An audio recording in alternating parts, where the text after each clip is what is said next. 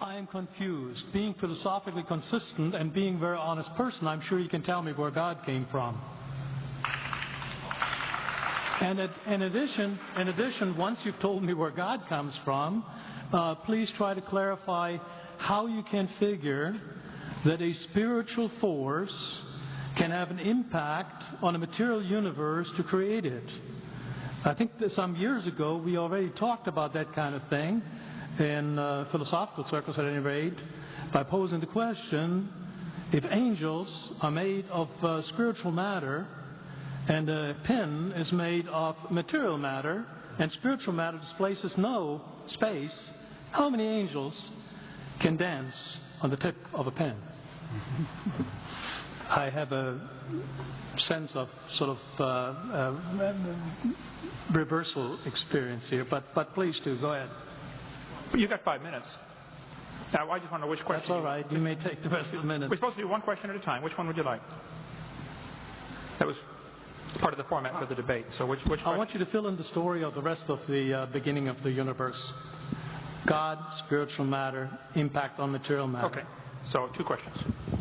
All right. Go ahead.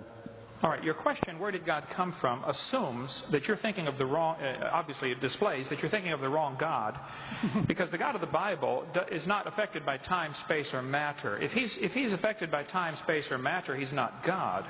Time, space, and matter is what we call a continuum. All of them have to come into existence at the same instant, because if there were matter but no space, where would you put it? If there were matter and space but no time, when would you put it? You cannot have time, space, or matter independently. They have to come into existence simultaneously. The Bible answers that in 10 words. In the beginning, there's time. God created the heaven, there's space, and the earth, there's matter. So you have time, space, matter, created a trinity of trinities there. Just, time is past, present, future. Space has length, width, height. Matter has solid, liquid, gas. You have a trinity of trinities created instantaneously. And the God who created them has to be outside of them. If he's limited by time, he's not God. The guy who created this computer is not in the computer. He's not running around in there changing the numbers on the screen, okay? The God who created this universe is outside of the universe. He's above it, beyond it, in it, through it. He's unaffected by it.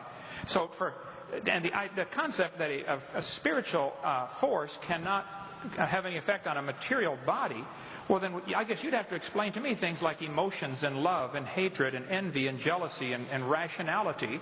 I mean, if your brain is just a random collection of chemicals that form by chance over billions of years, how on earth can you trust your own reasoning processes and the thoughts that you think? Okay? So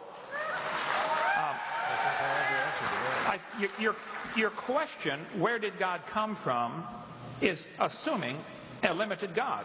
And that's your problem. The God that I worship is not limited by time, space, or matter.